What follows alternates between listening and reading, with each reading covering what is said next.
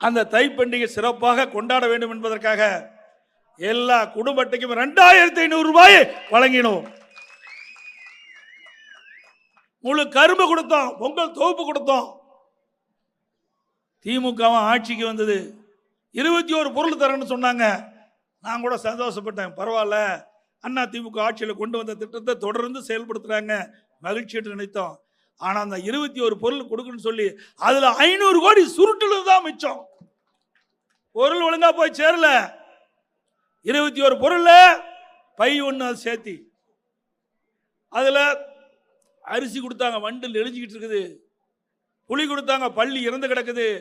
வெள்ளம் கொடுத்தாங்க, சொல்லவே முடியாது. பொங்கல் வந்தா அந்த வெள்ளம் தான் ஞாபகம் வரும் நமக்கு. பொங்கலுக்கு வெள்ளம் கொடுக்கல, மக்களுக்கு வெள்ளம் கொடுத்துட்டார் ஸ்டாலின்.